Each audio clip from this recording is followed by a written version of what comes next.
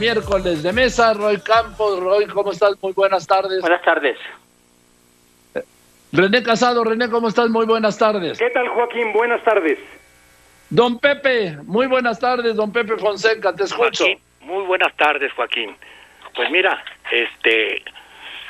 estamos escandalizados por lo de la desaparición de los fideicomisos, pero la verdad es que no sé por qué nos sorprende. Es una promesa de campaña. Claro, lo acabo de decir. Sí. Además, está cumpliendo con su visión que diagnosticó hace cuando menos 16 años, cuando se quejó de que a la presidencia le quitaban las reformas que se habían hecho, le quitaban el poder y hacían muy difícil gobernar. Por eso está recuperando el poder que tenía la presidencia de acuerdo con su visión personal. Pero en lo de los fideicomisos, Joaquín, pues tenía razón René Juárez. Esto es a machetazos, porque ayer, frente a los senadores, el secretario de Hacienda, Arturo Herrera, cuando le mencionaron el Fonden y su desaparición, les dijo, veremos cómo fondear las contingencias. O sea, que todavía no saben cómo le van a hacer. Eso sí debiera preocuparnos, Joaquín, porque así como en este fideicomiso, quién sabe cómo va a pasar en los otros, De Roy. A ver, de hecho, la semana pasada, Pepe les decía, no engaña a López Obrador. O sea, esto de su visión de dar apoyos directos es una visión que le ha sacado para las estancias y para muchos otros programas. Quitar intermediarios, que es una lectura que cuando él visitó al país, todo el mundo se quejaba, que del dinero se quedaba en camino mucho dinero. Entonces yo creo que no engaña, primero. Dos, mezcla buenas con malas, porque de los 109 seguramente hay algunos fideicomisos impresentables en términos de corrupción. Tercero, seguramente incluso en el Fonden se dan casos, si uno le busca, de corrupción. Lo que tenía son reglas para resolver rápido un desastre.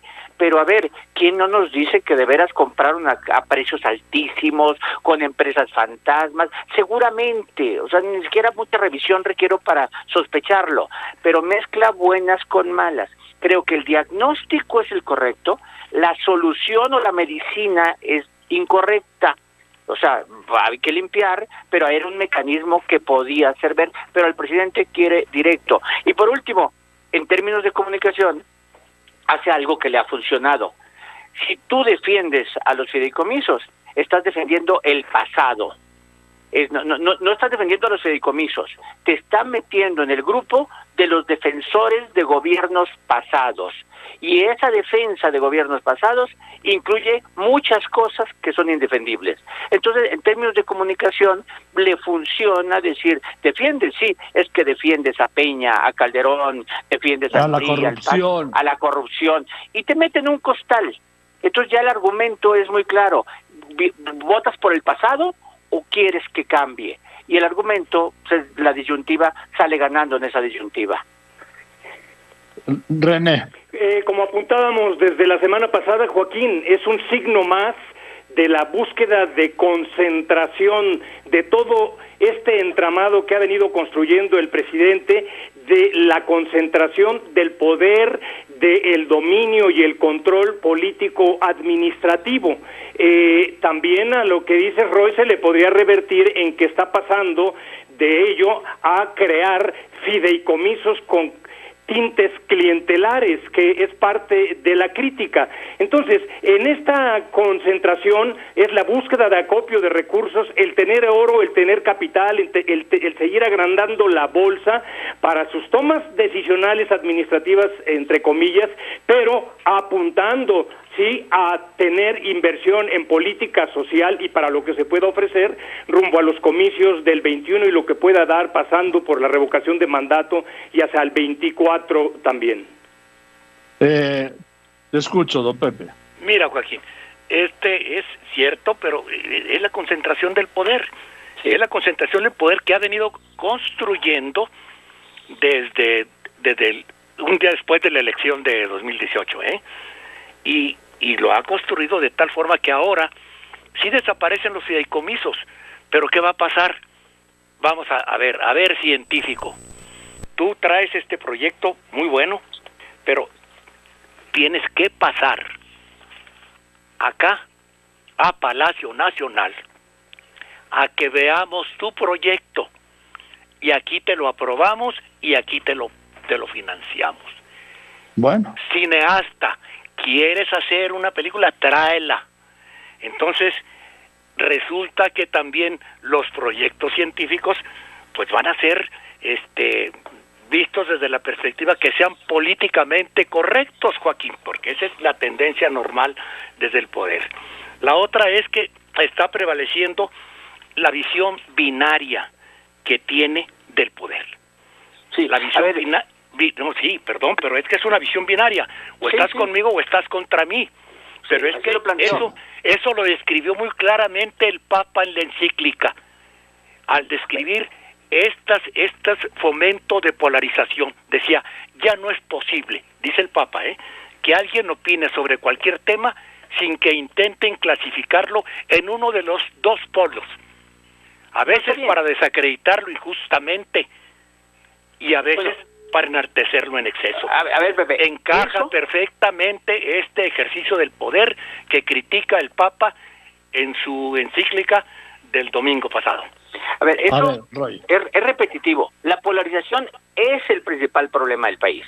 Ese es el principal, no la corrupción, la polarización. Y lo hemos mencionado, no hay una salida alegre a la polarización. La violencia verbal aterriza en violencia física, y es algo que no queremos. Y sin embargo, alimentar la polarización, y no lo digo del presidente, de todos los actores, es una polarización. También los de Frena están polarizando. O sea, todos están polarizando. Sí, pero querido Roy, a ver, Roy, no puedes comparar, perdóname, el grupo de Frena con el gobierno del presidente López Obrador. No, ni ningún partido político. Está bien, ni ningún medio. Ni a ningún partido político de oposición. Nadie polariza más que el presidente de la República. Y no va a cambiar. Y además, como dice don Pepe, y yo lo he citado, él ha dicho, o estás conmigo o estás contra mí, punto. Anulando el espacio indispensable y fundamental en una democracia, Roy, ¿la crítica? Que es para el derecho a la crítica, a disentir, a no estar de acuerdo, a opinar, ¿sí? Bien. Entonces, o estás conmigo o estás contra mí. O sea, una vez dicho eso, sí, no va a cambiar. O sea, no estoy diciendo, por supuesto que no, Roy. Claro que no, Joaquín. ¿Cuántas veces yo he mencionado que es la verdadera intencionalidad estratégica constante y perpetua del presidente y su obsesión por la idea de la política como conflicto, como confrontación, como división, como estigmatización y demonización del adversario? Sí, ello y la crítica que se le ha hecho constantemente es que hace la mayoría de las veces a un lado la práctica y la búsqueda de la unidad, de la cooperación, de la articulación. René. Sí, déjate terminar la idea. Ese ha sido el rasgo definitivo de su estilo personal de gobernar. Déjate terminar la idea.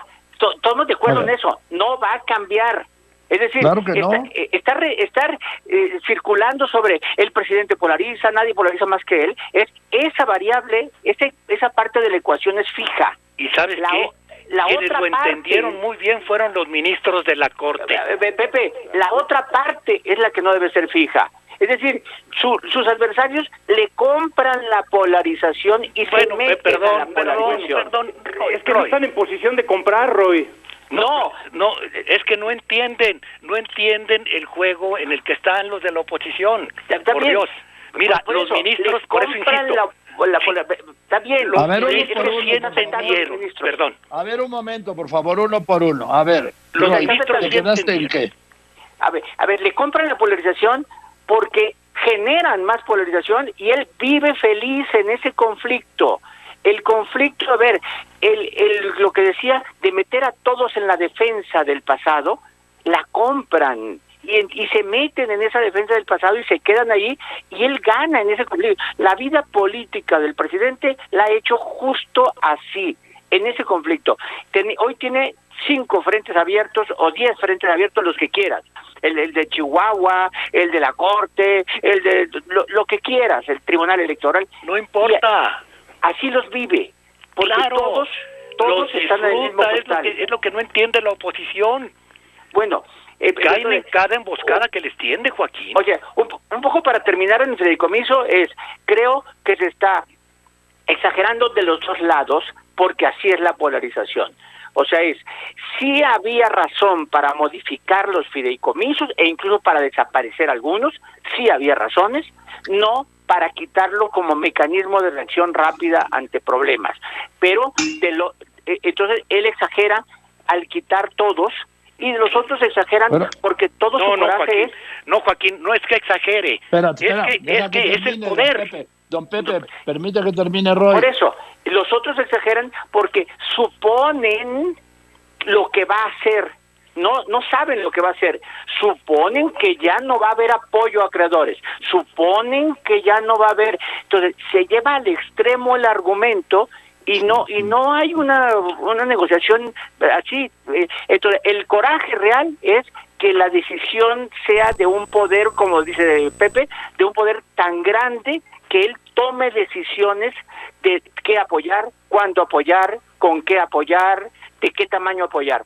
Y por otro lado, los fideicomisos también evidencian el tamaño del hoyo económico que tiene México. Aquí hay un error. Permítame, Roy, a mí no me da coraje. Tú dijiste, les da coraje. No da coraje. No, algunos. No estoy de acuerdo. Yo tampoco estoy de acuerdo, ¿eh? Yo dejaría algunos. Pero es que como dijiste totalmente. Que les da coraje, no es coraje. Perdón. Es que es el mismo argumento de la mañanera, perdón, ¿eh? No, a mí, de hecho, yo no estoy de acuerdo en que lo desaparezca. Yo estoy de acuerdo en que los revisen y quiten corrupción. No, Joaquín, es que eso, yo Joaquín, también. Es que no es eso el pleito. Hoy lo dijo en la mañana, es que no escuchan lo que dice el presidente. El presidente le repugna que haya fideicomisos, que se deje dinero, porque el fideicomiso, ¿qué hace? Garantiza que haya recursos presupuestales para determinados fines, sean educativos, científicos, lo que quieras, o para desastres, pero que pasan de sexenio de año en año. Se queda el dinero del Fonden, se termina el año y allí sigue el dinero del Fonden. Esa es su queja. Él quiere que cada año se esté aprobando el gasto. Y a ver, ¿qué haces con el Forroy? No, pero es que no ese es el punto. El punto, ¿qué haces con el fideicomiso que garantiza las pensiones de los viejitos del antiguo Banrural? ¿Qué vas a hacer? ¿Lo vas a desaparecer? Joaquín. Ahora, ¿cómo van a ver, igual que como dijo Herrera, al estilo del Borras, pues vamos a ver cómo los fondeamos? ¿Puedo continuar con parte del argumento que daba de inicio? El asunto es, vamos a lo concreto de ese gran poder, el presidente más poderoso, titulaste hoy tu columna, Joaquín, el presidente más poderoso que ha habido hasta este momento en los últimos tiempos. Y este presidente poderosísimo, Roy, enlistaste todo ello, ¿no? La pregunta que se hace, no es que haya enojo, es ¿cómo se va hacer uso de esos recursos y quién lo va a hacer de manera discrecional desde la producción de Palacio? ¿Sí? Entonces, ¿qué estamos hablando? Lo que hemos dicho en otros momentos. Hay una ley casi por naturaleza en política que todo vacío tiende a llenarse y que el poder es expansivo por propia naturaleza y que tiende a expandirse sin control y de manera exponencial cuando no hay el contrapeso, cuando no hay la contranarrativa. Bien, voy a un corte y regreso con las conclusiones, Roy Campos, René Casados y don Pepe Fonseca. A ver, Joaquín, solo los debates están tan álgidos y tan importantes que de repente perdemos foco en algunas cosas que deberían ser más importantes. El coronavirus específicamente. Escuché ayer a López-Gatell en tu programa dando de nuevo vueltas para no recomendar abiertamente y fuertemente el uso del cubrebocas, cuando debería ser recomendado totalmente. Y esto me lleva nuevamente, no es la política la que debe decidir qué hacer, es la ciencia. Y la ciencia nos dice, usen cubrebocas. Así que no le demos vuelta, usen cubrebocas. Y más allá de eso, mi segundo es, hace un mes empezó el proceso electoral, hace un mes. Y todavía no sabemos cuáles van a ser los nuevos partidos que están en definición, y todavía no tenemos al presidente de Morena, que lo vamos a tener en los próximos días. Y hace un mes inició el proceso electoral. Y no solo eso, Roy. Ayer el Tribunal Electoral, y por unanimidad, aceptó el método de Morena. ¿Encuesta? Ayer, sí, día 6, cuando ya llevaban 4 días. 4 días de estar haciendo la encuesta en Morena. La segunda encuesta. Sí, la definitiva.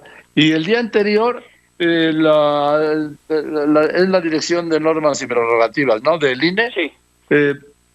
Autorizó que Mario Delgado estaba facultado para ser candidato cuando ya lo estaban votando. O sea, es un desfase de tiempos también de locos. Y además, lo peor, Roy, es que se está violando la ley porque se está cambiando la dirigencia de un partido en periodo electoral, lo que está prohibido por la ley.